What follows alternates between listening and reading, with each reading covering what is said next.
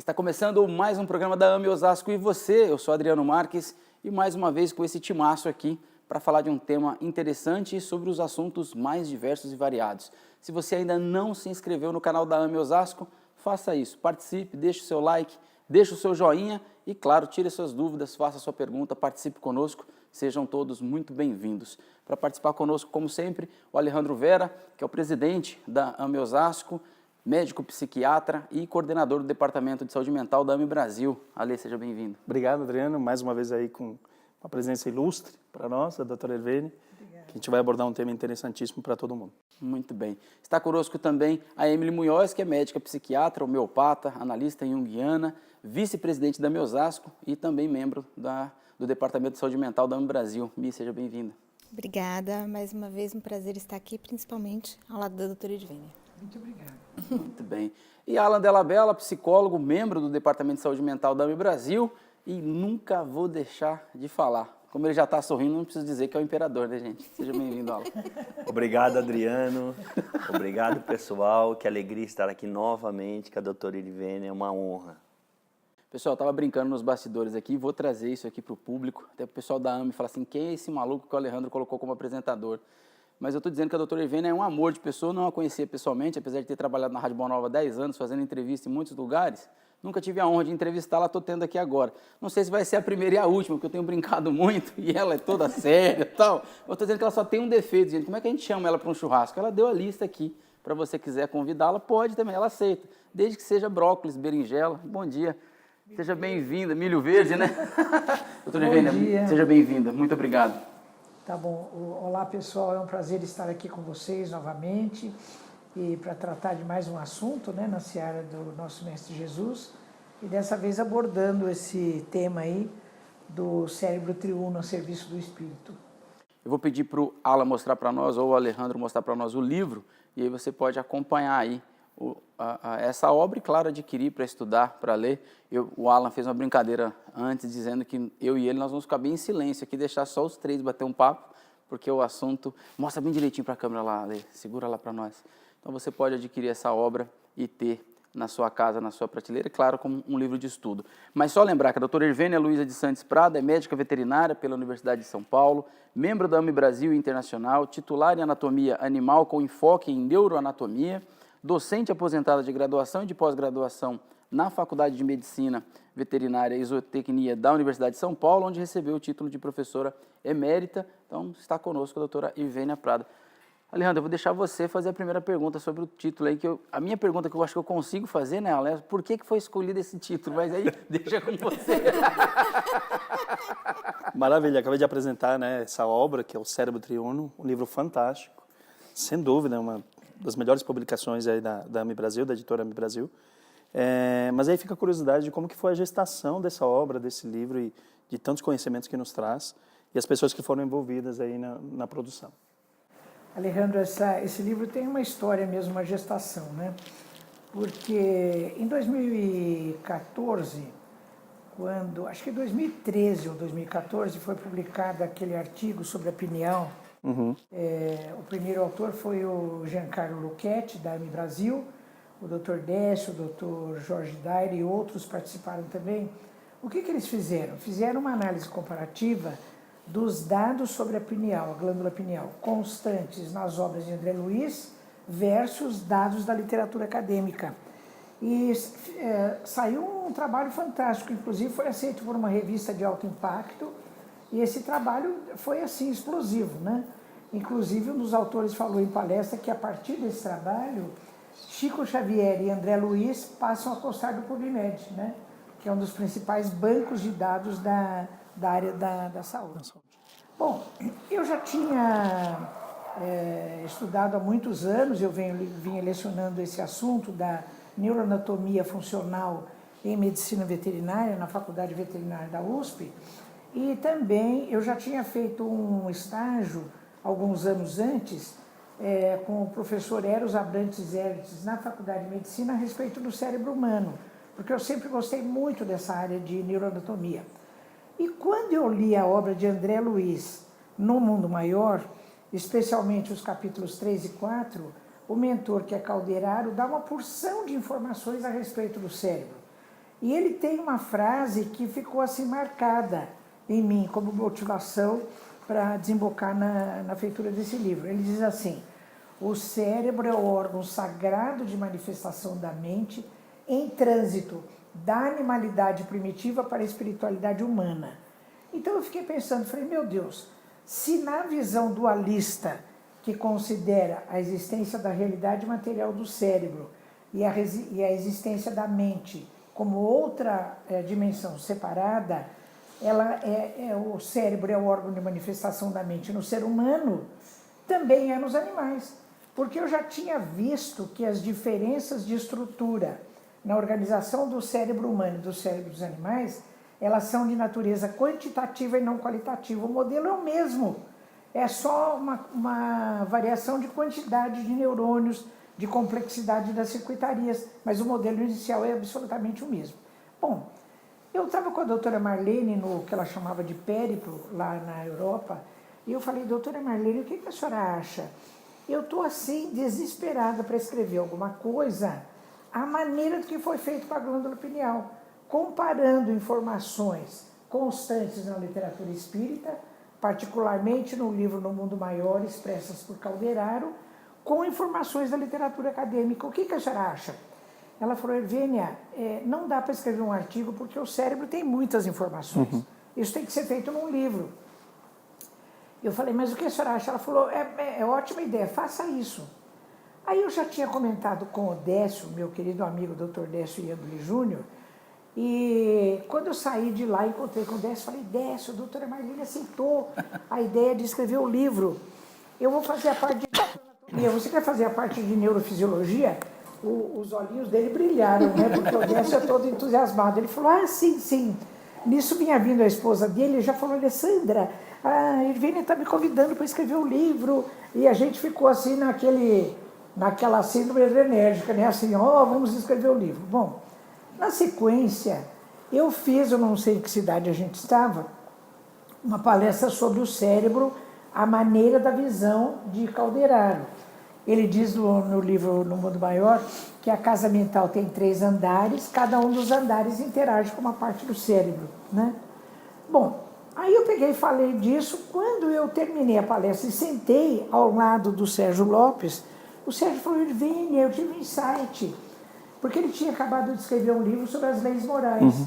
E ele falou, dá para colocar blocos das leis morais que constam do 3º livro do Livro dos Espíritos em cada um dos andares da casa mental. Eu falei, Sérgio, então você... Essa é a sua parte, Sérgio. Essa é a tua parte, você escreve... Aí contei para ele, ele falou, nossa, aí ficamos os 3 assim, né? Vamos escrever o livro. Bom, aí virou o ano de 2015, a doutora Marlene faleceu logo no começo do ano e tal, e a gente foi continuando assim, se encontrando, e falando, vamos escrever o livro, vamos escrever o livro. Quando foi final do ano, foi em outubro, nós estávamos outra vez na Europa, eu estava na companhia do Décio, com a esposa, do Roberto Lúcio, com a esposa. Eu já tinha feito palestra em Lisboa e tínhamos ido para Leiria. Fizemos palestra lá no centro da Dona Maria Isabel e íamos continuar mais 2, 3 dias até ir para o Porto. Bom, na manhã do 2º dia que a gente estava em Leiria, eu fui descer uma escada e desatenta, acabei escorregando e rolei a escada abaixo e me quebrei, né? Tive fratura do colo do fêmur e mais 3 na coluna. Fiquei hospitalizada lá vários dias, depois vim para São Paulo, fiz cirurgia, fiz vários meses de fisioterapia. Lá em Leiria ainda, quando eu estava no hospital, e o Décio e o Roberto Luz que me carregaram literalmente nos braços para o hospital. Aí, quando o médico disse, tens uma fratura na anca, eu disse, meu Deus, quantos meses eu vou ficar parada? Décio, quantos meses eu vou ficar parada? Imagina, eu sou super agitada, né? Ficar parada. Aí o Décio disse, não é hora de escrever o livro? Então foi o que a gente fez, Leandro. Nos meses que se seguiram, que eu fiz cirurgia, fiz fisioterapia e tal, aí a gente escreveu o livro durante o ano todo, né? A gente se comunicava toda semana, todo domingo de manhã por Skype, e fomos escrevendo o livro para que um lesse a parte do outro e o livro tivesse a característica de uma unidade funcional, né? Hervênia, podemos dizer então que a dor ajuda? Adora, olha, eu não sei, olha que eu não me quebro outra vez para escrever outra coisa, né? Doutora Irvênia, Mas valeu. nos bastidores, a doutora falava que as grandes obras, né, foram impulsionadas, né, pela dor, e a obra da doutora não está Meu comprovada. Deus, olha. Que Porque interessante, a gente né? corre para tanto lado que às vezes não, né? Então esses momentos assim, fala, não, agora eu sei que mesmo a gente parada no lugar, dá para a gente fazer alguma coisa, né? Então, doutora, é legal a gente olhar esses movimentos da vida, né? E, poxa, machucou e tudo mais, vamos aproveitar esse momento da melhor forma possível. É verdade. Como que a gente pode entender esse movimento assim de uma forma simplificada, né? Que acessível a quem não tem um conhecimento tão intenso assim de neurologia e tudo mais? Tenta falar um pouco pra gente dessa questão dos 3 andares da casa mental, assim, de um jeito que a gente entenda, porque olha, eu vou te contar, eu admiro quem entende neurologia, você sabe? Emily, Olha, o vou que te você dizer está que falando tem não é muita fácil. razão de ser, porque quando a gente foi trabalhando no livro, a gente se encontrava toda semana e tal, chegou uma hora o Décio disse assim para mim, olha, eu acho que você precisa escrever um capítulo inicial, assim, colocando de maneira bem explicada para o leigo a diferença, por exemplo, entre cérebro e encéfalo, o que é medula espinal, o que é tronco encefálico. E porque a gente começa a falar entre nós que já temos uma certa formação, e a gente precisa decodificar isso para o leigo que nunca viu neuroanatomia, né, Emily? Claro. Então eu escrevi um capítulo, viu, Adriano? Você pode ver aí logo no começo, Estou procurando aqui. que eu falo tudo muito bem explicadinho. Isso, dá para ti. Com figuras, com esquemas que eu mesmo fiz, né? Anatomia funcional do cérebro triunfo, visão espírita e enfoque acadêmico. Isso, para exatamente, até a diferença conceitual entre cérebro e encéfalo. E depois eu fiz um outro capítulo também mostrando essa parte evolutiva, né? Porque quando Calderaro fala que, por exemplo, nos 3 andares da casa mental, o primeiro andar corresponde aos nossos arquivos do passado, ao que ele chama de animalidade anterior. Quer dizer, toda a nossa trajetória evolutiva, em todos os níveis, ela tem um arquivo no primeiro andar, né? Que é o da animalidade anterior. Então, todo esse processo evolutivo do sistema nervoso central e particularmente do cérebro, ele também passou por essa fase. Tanto que nos animais, esse primeiro andar ele é mais expressivo, o segundo andar também, o terceiro andar é menos expressivo. À medida que o espírito vai evoluindo, ele vai precisando de um instrumento orgânico mais sofisticado. Então vão se desenvolvendo as partes do cérebro, não apenas do segundo andar, mas particularmente do terceiro andar, que corresponde ao lobo frontal, né?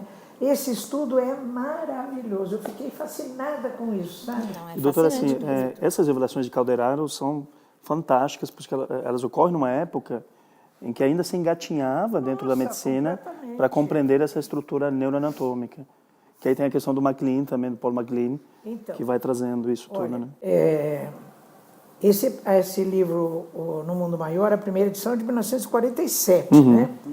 E esse autor que a gente cita também, que é Paul MacLean, um dos maiores neurocientistas da década de 50, 60, 70, ele tem um livro que é magnífico, que se chama O Cérebro Triuno em Evolução.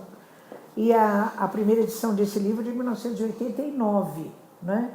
Então, apesar de que MacLean já tratava desse conceito desde a década de 60, mas mesmo assim, o conceito exarado por Calderaro, ele é pioneiro, né? Porque ele antecipa de muitos anos, particularmente a gente pode colocar de 2 décadas, o conceito de que o cérebro é formado por 3 partes.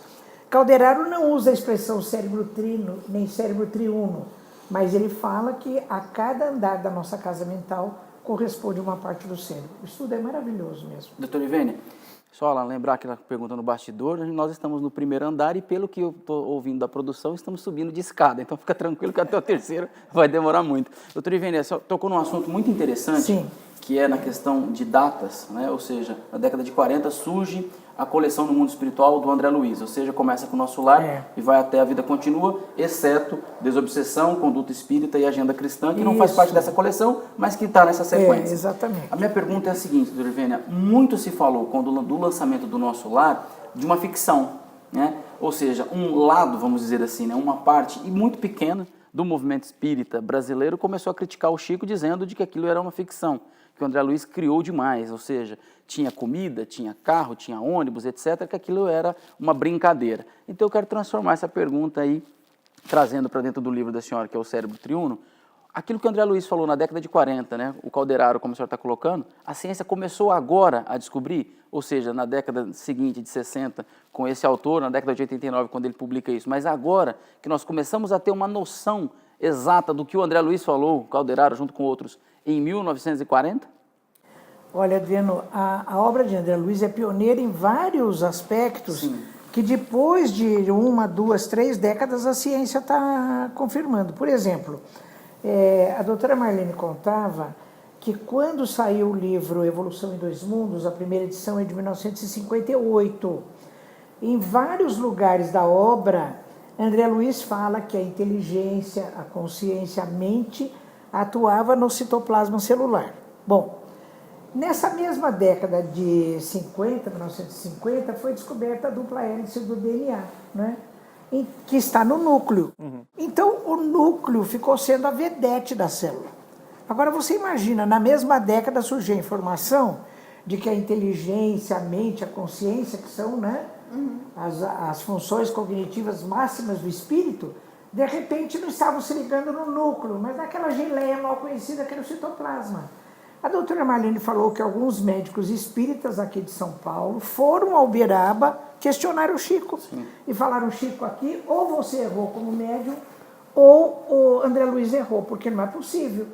Aí disse que o Chico ficou quietinho assim, falou, não, André Luiz está falando que é isso mesmo, que vai demorar algum tempo para a ciência confirmar. Bom, só na década de 1990, do que eu conheço, é que cientistas como Penrose, como Hameroff, começaram a estudar organelas do citoplasma como sendo estruturas que sofriam alterações em correspondentes a algumas alterações mentais também, como é o caso da doença de Alzheimer, né?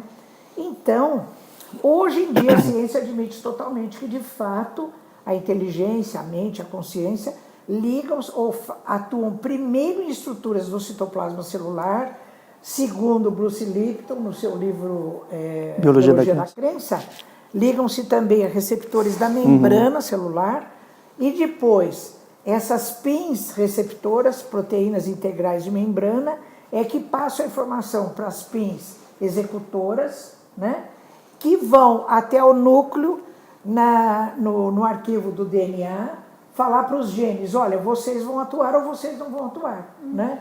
Então, é uma atuação do espírito através de organelas do citoplasma celular ou de receptores da membrana celular, é que vão depois levar a informação para dentro do núcleo e ativar ou não a função dos genes que estão ali quietinhos, né? Pode ser que tenha genes que nunca se manifestem, ou pode ser que tenha genes que acabam se manifestando por manifestações epigenéticas, que são chamadas hoje, né? Ou seja, não tem mais o determinismo genético, aquela coisa. Ah, você tem gene para câncer, você vai ter câncer. Você tem gene para diabetes, você vai ter diabetes. Isso está completamente derrubado pela ciência hoje em dia. A gente sabe que são fatores de fora, fatores de luminosidade, de alimentação, de temperatura ambiente, de pensamento, de sentimentos, de emoções, é que vão levar as informações para a membrana celular, para as estruturas do citoplasma, e essas estruturas é que vão ativar ou não os genes que você tem para que se manifestem ou não, né? Doutor Irvênia, isso estudo. Se nós voltarmos um pouco, quando você está falando, levou alguns anos, praticamente um século, porque nós já estamos no século seguinte, né? É verdade, o que o André Luiz falou. William Crookes, na sua obra, comprova a existência do espírito. Porém, né, a ciência, ou enfim, a humanidade no geral, meio que rejeitou e não deu tanto valor ao que ele fez lá atrás, comprovando a existência do espírito. A minha pergunta é nesse sentido, Ivênia. Lendo aqui muito rapidamente alguns pontos tópicos do livro, a minha questão é, quando a gente vai construir uma nova ciência, você precisa de instrumentos para comprovar aquilo. Essa obra, O Cérebro Triuno, faz parte desses instrumentos para comprovar a existência, ou seja, de que é algo além que pensa por nós, não é o cérebro pensante, ou seja, isso vem do espírito, vem a existência do espírito? É mais ou menos esse o caminho? É mais ou menos, eu acho que é por aí, sim, Adriano, porque é o seguinte, olha, por exemplo, Antônio Damasio, que é aquele neurocientista que é muito reconhecido no meio acadêmico, de origem portuguesa, radicado nos Estados Unidos, ele é da corrente monista ou micista, materialista, que acha que todos esses fenômenos, consciência, mente, inteligência, nada mais são do que consequências do metabolismo dos neurônios cerebrais, né? A outra corrente, que é dualista e à qual nós pertencemos como espíritas, admite que existe a matéria, o organismo, o cérebro e uma outra dimensão que contempla o espírito, a mente, a inteligência e tudo mais. Bom, essa corrente materialista, ela está nos seus estertores, porque acho que foi em 2014, aquele neurocientista canadense, Mário Beauregard, junto com outros neurocientistas e mais de 100 cientistas de todo o mundo assinaram esse manifesto, que é chamado Manifesto Pós-Ciência Materialista, fez um debate lá nos Estados Unidos a respeito desse modelo materialista de ciência e chegou à conclusão que ele não atende mais os questionamentos da mente humana. Então, eles estão propondo um modelo pós-materialista para a ciência que vai admitir que outra coisa que não seja esse modelo de que só existe a matéria e só existe o cérebro, né? Eu citei o Dr. Antônio Damasio porque eu vivo implicada com um livro que ele escreveu que se chama O Erro de Descartes. Eu acho que foi um atrevimento do Dr. Damasio, sabe? Escrever esse livro porque ele declara no livro que a ciência materialista provou que a mente, a inteligência são frutos do metabolismo cerebral, né? Então, isso está errado. A ciência trabalha com hipóteses. Uma hipótese é materialista, outra hipótese é espiritualista, ou dualista, né? Então, nós defendemos a hipótese dualista, mas não quer isso dizer que nós somos sabedores da verdade absoluta e estamos contrapondo a nossa verdade contra o que nós consideramos que seja um erro da outra corrente, né?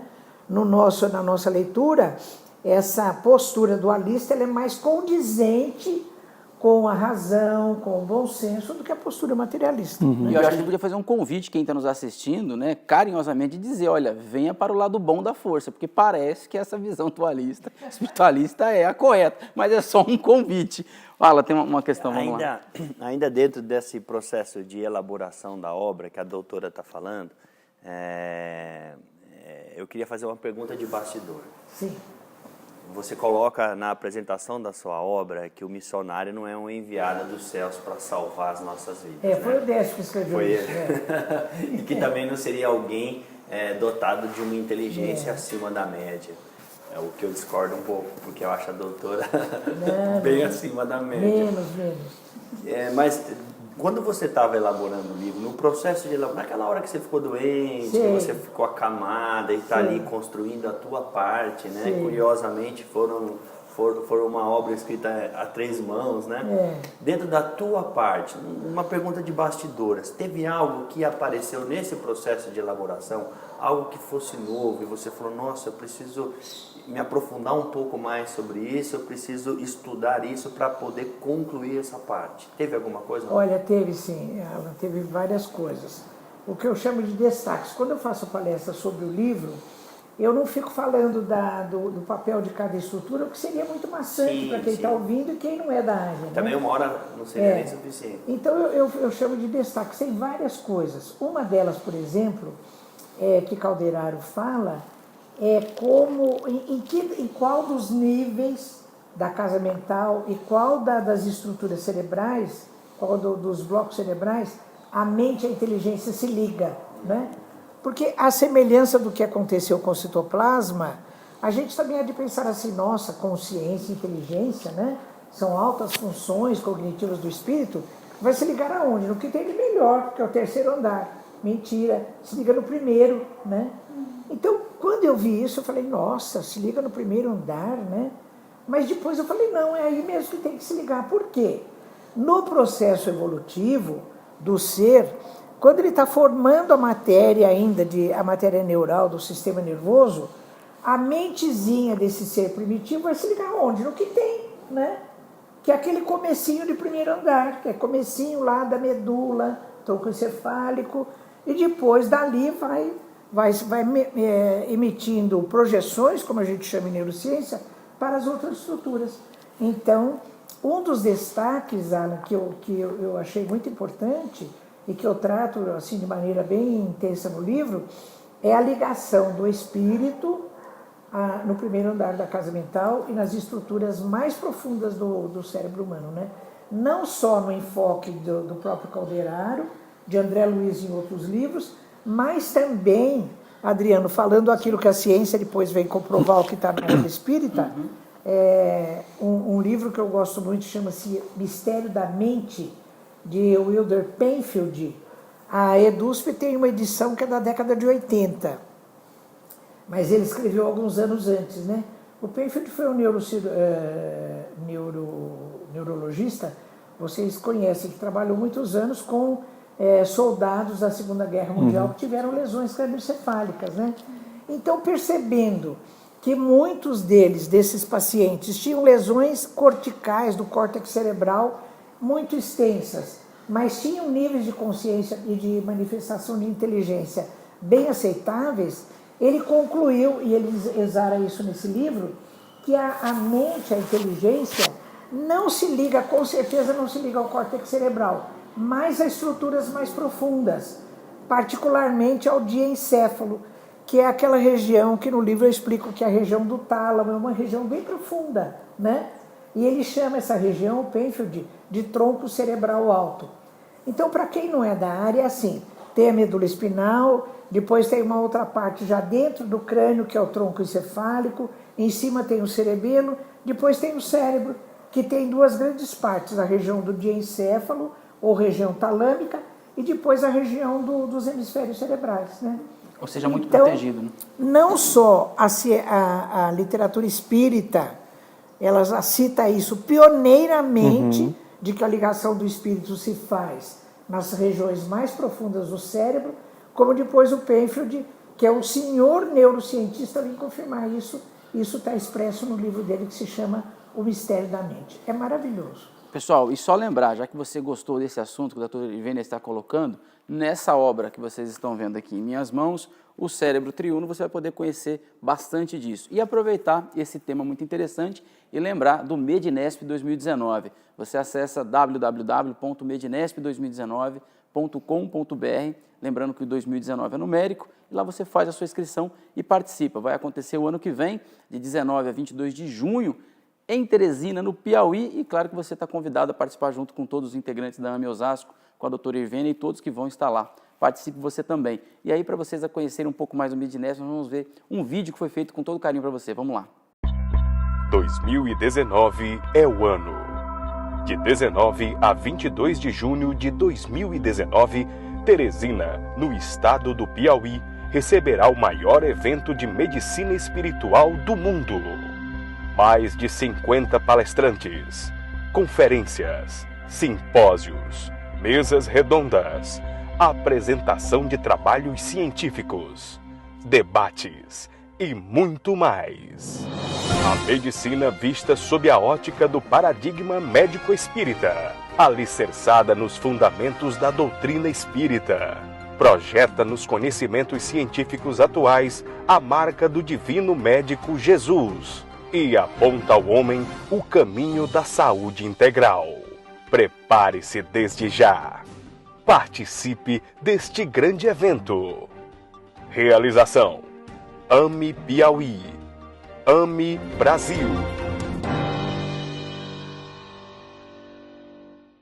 Muito bem, então medinesp2019.com.br. Doutor Ivênia, nesse bate-papo aqui, eu fiquei pensando, fui buscando das entrevistas que eu já fiz, dos livros, e a senhora, numa pergunta anterior, respondeu uma dúvida que eu tinha há muitos anos.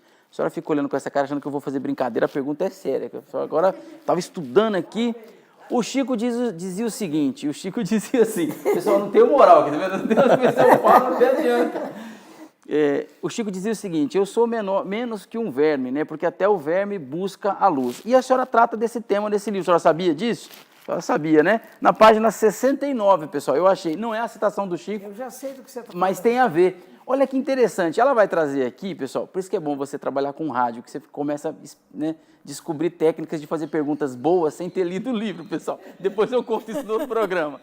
E o Chico dizia, então, que ele era menos que um verme, porque até o verme buscava a luz. E a senhora traz aqui, por exemplo, vou dizer aqui, o esqueleto da Coisa minhoca. maravilhosa, né? Ou seja, dizendo que ela tem uma coisa muito pequena, tal, mas que o maior é um gânglio que está no terminal da cabeça, Gânglio cerebroide. que vai ser mais à frente o início de alguma coisa. O Chico, então, estava correto quando ele dizia essa questão Claro, que o verme... claro. Queria que a senhora falasse um pouco disso, ou seja, Claro. fazendo essa junção de espírito e animal, aqui fica essa comprovação de uma minhoca. Você achou que eu tinha lido o livro, né, Alejandro? Tá vendo? Nossa, viu?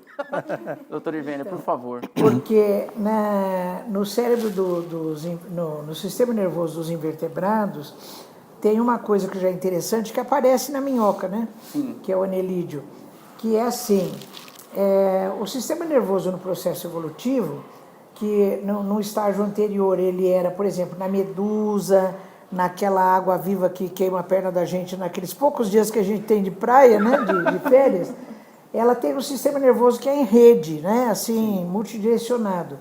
De repente, surge na minhoca uma coisa assim, o sistema nervoso falou, olha, vamos parar com essa bagunça de rede, vai neurônio para todo lado, e fez um cordão, aliás, 2 cordões, né, que são ventrais ao tubo digestivo.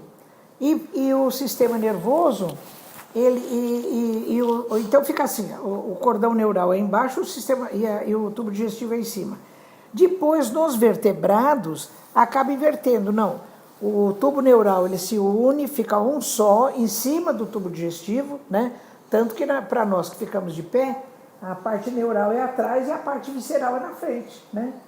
Mas aí, quando começa isso ainda na minhoca, começa um gânglio, que é um aglomerado de corpos de neurônios, no terminal da cabeça ele já começa a ter o comando de tudo. Mas é nos vermes ainda, nesses invertebrados, chamados selenterados, como é o caso da medusa, é o caso da água-viva, então do coral, o que acontece? Começam a surgir 2 receptores especiais. Os receptores de dor, temperatura, tato, tal, eles estão no corpo todo. Os chamados receptores especiais para luz, para audição, para equilíbrio, estão só na cabeça. Nesses animais, apesar de muito primitivos, já começam a aparecer 2 receptores especiais. Olha o que são esses animais primitivos, né? Então, são estruturas sensíveis à luz, são os ocelos, que representam assim os primórdios, aquele comecinho, aquele esboço do que depois vai ser o olho nos mamíferos e no ser humano, né? Sensíveis à luz. E também começam a aparecer uns aglomerados de material mineral, que são os estatocistos, que são sensíveis às mudanças de posição do corpo no espaço. São também o esboço, o comecinho de um aparelho depois altamente elaborado, que é chamado sistema vestibular, que está no fundo da nossa orelha interna e que também coordena, que também é sensível às mudanças de posição do corpo no espaço. Tem a ver com equilíbrio. Né? Agora você veja, Alejandro, como já nesses animais primitivos está sinalizada qual é a direção do nosso processo evolutivo. O que hoje, ou seja, verticalizar. do ponto de vista filosófico, não mais material, nós temos que buscar para o nosso processo evolutivo, senão a busca da luz e do equilíbrio. Então, isso já está marcado organicamente nesses animais. Ou seja, sair da horizontalidade e buscar a verticalidade. Sair da horizontalidade e buscar a verticalidade. Né? Que coisa fantástica que é isso. Depois, o Sérgio Lopes, ele pegou uma porção de coisas dessa que eu fiz, aí, como psiquiatra, ele faz um comentário, assim, ele, né, põe um fermento, dá uma coisa, assim, que é maravilhosa. Não, é lindo, né? Observar essa dinâmica, assim, Essa coisa, essa olha, sabedoria, é né? maravilhoso. Então, essa questão evolutiva, da gente saber que a gente veio de estágios anteriores e que tudo isso tem é uma construção passo a passo, né, de cada coisa. Isso é maravilhoso. Maravilhoso. A gente não caiu aqui de paraquedas, né? Doutora Vênia, a riqueza desses conhecimentos que são trazidos, né, e em especial nessa obra que também estou lendo e vou me maravilhando com o conteúdo que vocês vão explorando, eles são referentes a poucos capítulos de No Mundo Maior, para a gente perceber a riqueza ainda daquilo que André Luiz nos traz em toda a sua coleção. Né? Poucos não, Alejandro, só 2 capítulos. Só 2. Esse livro, que tem quase 600 páginas, ele trata basicamente de 2 capítulos do livro No Mundo Maior, 3 e 4. E eu posso confessar para vocês que a gente não esgotou todas as informações que estão nesses capítulos. Porque tem uma hora que Calderaro diz assim: há neurônios que captam as informações exteriores. E há neurônios sensíveis às expressões da consciência. E a ciência ainda não sabe quais são esses neurônios. Então, na nossa última reunião para fechar o livro, que foi logo no comecinho de janeiro de 2017, o Décio disse assim: meu Deus, a gente escreveu um livro de quase 600 páginas sobre 2 capítulos e ainda vamos ficar com essa informação pendente, como é que a gente vai fazer? Eu falei: Décio, deixa a informação de lado, vamos fechar o livro, porque senão a gente vai vencer a encarnação e não vai publicar o livro, né? Não vai terminar. Porque isso vai ser uma coisa para quem vier depois descobrir, né? Doutor Vênia, uma questão interessante assim, se nós pensarmos o cérebro como um HD, é uma capacidade muito grande.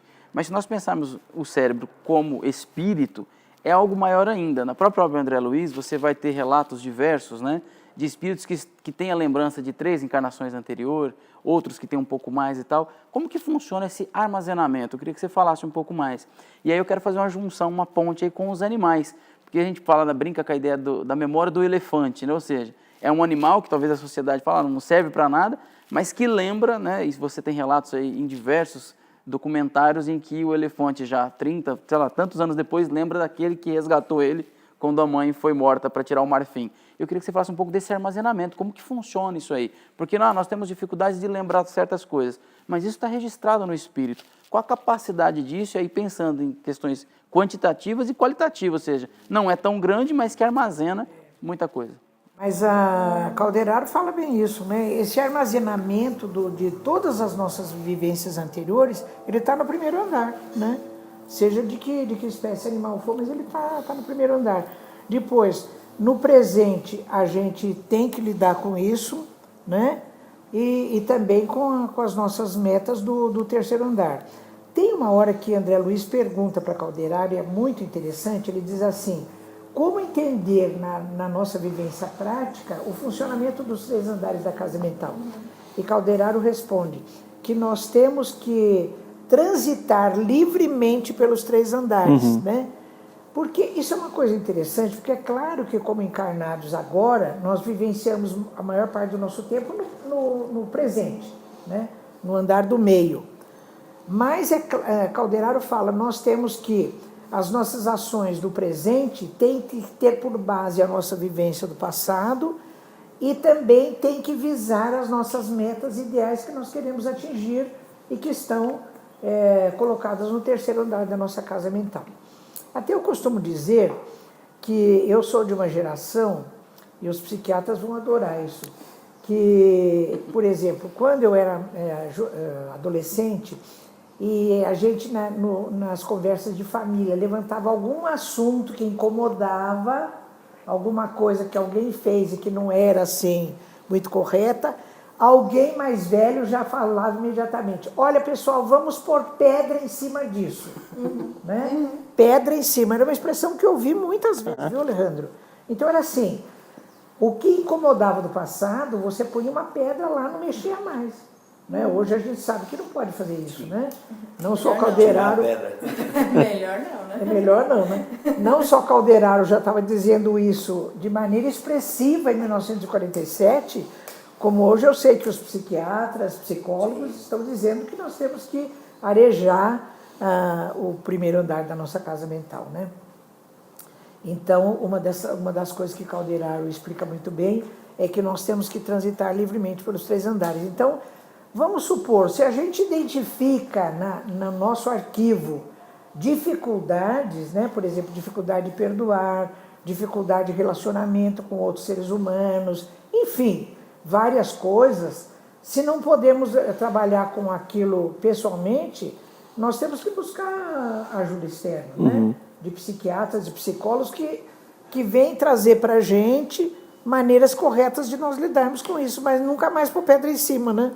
Não pode, isso eu já aprendi. E doutora, dentro ainda dessa questão que a gente está aprendendo, que temos que transitar nas três camadas e buscando, lógico, né, um acesso maior lá no terceiro andar, como que, e se acontece, como que se dá o processo obsessivo, né, a influência dita espiritual inferior, em que camada, e o quanto que isso termina por atrapalhar essa busca pela evolução? Então, a expressão da vontade, esforço, vontade, eles têm um veículo de expressão que é no presente, né? A gente, por exemplo, através do esforço, você expressa a sua vontade de fazer isso, de fazer aquilo, não fazer.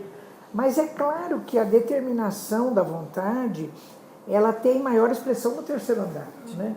Porque a gente sabe que os nossos níveis de moralidade, à medida que a gente vai subindo as escadas, do primeiro andar para o segundo, do segundo para o terceiro, todas essas coisas de vontade, livre-arbítrio, vão se tornando mais expressivas no terceiro andar.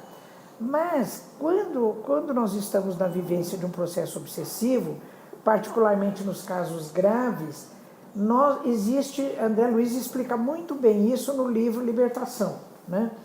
Que é esse nível de aceitação da sugestão emitida por outra mente encarnada ou desencarnada, para que nós mudemos o nosso comportamento. Tem aquele caso, Alan, daquela mulher que chega, ela quer entrar no recinto e eles veem que ela tem várias manchas no perispírito, né?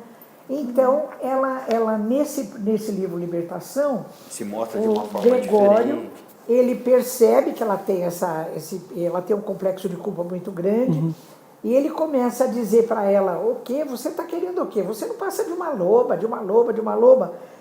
Movida pelo complexo de culpa que ela tem uma atitude de aceitação da sugestão hipnótica que ele lhe faz, e ela mesma vai transformando o perispírito dela para assumir a forma de loba, né? Então, eu aprendi através desse livro que não é a outra mente obsessiva, ou mesmo aquela que nos quer nos planar para o bem, que vai nos transformar.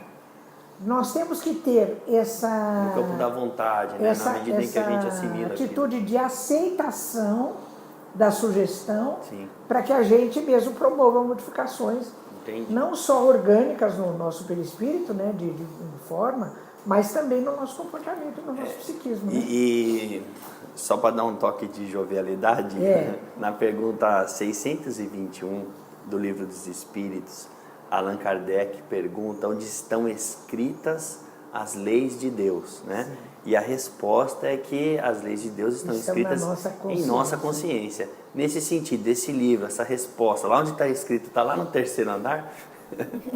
A consciência plena, a consciência mais, digamos, efetivamente expressa é no terceiro andar. Se bem que em todos os níveis ela tem manifestação. Aliás, o cérebro triuno, ele tem esse nome triuno, porque no começo a gente começou a escrever o livro com o título Cérebro Trino. Mas num determinado momento, alguém me mandou pela internet e falou: Ivênia, talvez o que vocês estejam falando, o adjetivo mais adequado seja triuno, porque trino é um adjetivo que diz respeito a algo formado por três partes independentes. Distintas. Triuno diz respeito a algo formado por três partes que interagem, conferindo ao todo a característica de unidade funcional. É o caso do cérebro. Porque os departamentos, tanto dos três andares da casa mental, quanto das três partes do cérebro, não são estanques. Eles estão interagindo o tempo todo. Então, a composição tanto da casa mental quanto do cérebro é triuna. Né? Doutora Ivênia, pensando agora no público, como a gente sempre procura fazer nos programas, é o seguinte: voltando num ponto anterior, quando o Alan colocou da questão da vontade, ou seja, eu preciso buscar uma casa espírita para eu me libertar dessa obsessão, ou seja, isso não é necessário. Não é. Eu queria que o senhor falasse um pouco dessa questão, ou seja, da condição que eu tenho, porque foi me dada por Deus isso, de me livrar das questões que eu mesmo arrumei para mim. Eu queria que o senhor falasse um pouco dessa questão, porque assim, nós estamos vendo cada vez mais os consultórios cheios, e a Emily, o Alan e o Alejandro, né, têm condições, a senhora também, de comprovar isso, ou seja, cada vez mais tem a falta de algumas coisas, etc. Eu queria que a senhora falasse um pouco dessa descoberta, dessa necessidade, ou seja, de usar essa ferramenta que eu tenho, ou seja, da mente, para me libertar de coisas que estão me amarrando. Da expressão da livre vontade, né? do livre-arbítrio. Isso é uma coisa muito importante, porque em alguma obra espírita eu li que tinha uma das personagens, ela acabava sofrendo vários processos de sofrimento, de influências de espíritos, porque ela não tinha vontade firme, né? Então era assim, a pessoa que ela não tem vontade própria, ela não tem decisão própria, ela não tem livre-arbítrio definido. Então assim, é o que a gente chama de Maria vai com as outras, né? Então alguma coisa que alguém fala lá e vai. Então, não, a pessoa precisa adquirir uma estrutura própria para ela poder decidir o que ela quer e o que ela acha e que caminho ela vai tomar, né? Aliás, naquela história da Alice no País das Maravilhas, tem um momento que eu acho muito bonito, que ela chega e pergunta, acho que para o coelho, para onde que esse caminho vai? E ele fala... Para onde você quer ir? Ele fala, para onde você quer ir? Ela fala, eu não sei. Fala, então qualquer caminho serve. Não importa onde o caminho vai dar, se você não sabe para onde você quer ir, né? Vai. E tem também uma fala do Dalai Lama, que eu achei muito bonita num dos livros, que ele diz assim, que a fé, ela tem que correr por um caminho já definido pela razão para saber onde você quer chegar, né? Eu falo, meu Deus, é a fé racional do Espiritismo, né? Porque se você não sabe onde você quer chegar, como é que você vai encaminhar a sua vontade para dar os passos para lá ou para cá, né? Então você tem que, através da sua razão, definir onde você quer chegar e a busca do terceiro andar, para que você, através da fé, quer dizer, desse impulso da vontade, você chegar lá, né? É muito... Ali... Não, ele pode dizer. Não, é muito do que Jung traz pra gente, né? A busca do sentido da existência. Sem o sentido, não faz, né? Fica muito difícil um trabalho. Então, essa conversa dos 3 andares, então, assim, você tem que voltar para o inconsciente, muitas vezes acessando questões do passado que estão amarradas ali, né? Que fazem e muitas vezes dificultam o nosso livre-arbítrio, porque nós estamos sendo tomados por questões mal resolvidas naquele instante. Então, muitas vezes a gente precisa voltar fazendo esse trânsito entre os 3 andares, voltamos, desamarramos, mas para que desamarrar se não tem um sentido? É verdade. Não é? Não tem um sentido. Então, aí que entra a questão, a função religiosa, né? Então, para onde eu vou desamarrar? Tudo bem, vou fazer o trabalho, mas para onde eu vou? Né? Para onde eu devo chegar? Aonde eu quero chegar? Né? Tentando lidar sempre, não, o meu limite hoje é esse, eu desamarro aqui, mas um dia eu chego lá, né? Conhecendo. Então, acho que esse é o nosso grande desafio, não é? Emílio, o que você está falando, eu acho que faz toda a diferença, né? Hoje em dia, na vivência, assim, com as pessoas, de familiares, amigos e tudo, eu percebo que tem uma grande diferença da pessoa ter um propósito na vida, sabe? Faz toda a diferença. Né? Ter um propósito. Então, seja, Adriano, você falou de independente da corrente religiosa, né? Por exemplo, aquela mulher que sangrava durante 12 anos, quando ela chegou a Jesus, imagina, não tinha espiritismo estabelecido naquela época, né? E Jesus disse para ela, a tua fé te salvou, né? Que essa consciência, essa busca do que você está querendo. Quando ela foi e tocou nas vestes de Jesus, ela tinha a firme convicção de que ela queria ser curada. Que aquilo ali ela ia buscar. Sim, ela sabia o que ela queria. Ela sabia o que ela queria. Né? Ela foi, e a tua fé, o Sérgio Lopes faz uma reflexão a respeito disso no livro dele, que é muito bonita, né? Falando da fé. O Haroldo Dutra também trata disso de maneira muito bonita. Que é a confiança, né? A questão da confiança. Porque no Evangelho mesmo está escrito que fé é o sentimento inato no ser humano da sua destinação futura. Então você tem no seu interior, lá no seu arquivo do primeiro andar, você tem esse sentimento inato da sua transcendência, né? Você sabe que você, por mais que você esteja patinando agora, você sabe que você tem uma proposta que um dia você vai buscar. Né? É Deus dentro de nós. É verdade. Né? A nossa É muito centelha bonito divina, né? O self da psicologia analítica. Tem assim, o farol que vai te guiar, tá lá dentro. Exatamente. Né? Tá E lá você está despertado para isso, porque você tem um propósito. E através disso, cada um tem um caminho, né? Por exemplo, eu estou inserida aqui no grupo de vocês, das AMES, né? Então a gente tem aquele propósito de encontrar, de fazer tarefas, de buscar, de autoiluminação. A gente já tem aquele caminho traçado. Eu acho que faz muita diferença de pessoas que não têm propósito. Quer dizer, acorda de manhã e fala, bom... O que eu faço hoje? O que eu faço hoje? E fica assim, como barata tonta, como a gente diz, né? Sem ter aquela... Isso faz toda a diferença, né, Emily? Eu tenho sentido isso. Pessoal, e olha só, para você que gostaria de continuar ouvindo o bate-papo, nós também. Mas aí no Evangelho diz o seguinte, o Evangelho já falava do programa da AME, quando diz para você ter fé, paciência e resignação. E vai continuar, acredite que a Ivênia volta aqui em outras vezes. Alan, mais uma vez, obrigado. Obrigado, é um prazer muito grande estar aqui. Fantástico. Muito bom. obrigada. Ale? Um grande abraço a todos. Mais uma vez, a alegria de receber a doutora Irvine com um tema que a gente conseguiu discutir, convidando os leitores, né, aqueles que nos assistem, a ler a obra, né, que pode ser adquirida através da loja da AME Brasil. Um livro fantástico de estudo que nos convida a reflexões profundas. Muito bem, pessoal. Doutora Irvênia Prada esteve conosco, ela é médica veterinária pela Universidade de São Paulo, membro da AME Brasil e AME Internacional. Irvênia, agradecer, obrigado pelo bate-papo. Foram 2 programas aí, 2 meses que a gente ficou juntos, mas muito obrigado mais uma vez. Foi muito bom, né? Eu agradeço muito a oportunidade, viu? E quero dizer que é sempre um prazer muito grande estar aqui na minha tribo, né? A gente pensa da mesma maneira, sente as mesmas coisas, tem o mesmo propósito, e isso é muito bom. Eu agradeço muito a oportunidade. Muito obrigado. Segundo o Alan Della Bella, nós só não estamos no mesmo andar, né? Mas é por isso que ela está com a gente. Pensa da mesma O maneira, objetivo é o mesmo. é bem discutível isso, né? O objetivo é o mesmo, então estamos juntos. Por isso que a doutora Irvênia deixou... Estamos juntos. Por isso que ela deixou para o final para dizer o seguinte, tem que ter objetivo. Então o nosso objetivo é chegar no terceiro andar. Pessoal, agradecer mais uma vez, agradecer o Carlos que sempre nos ajuda e nos auxilia também na gravação e na edição. E agradecer você que participa, deixa o seu like, se inscreva no canal. Não se esqueça de fazer isso, para nós é muito importante para que outras pessoas possam acompanhar também e ver através das suas redes sociais esse programa gostoso que nós fazemos com todo carinho para você.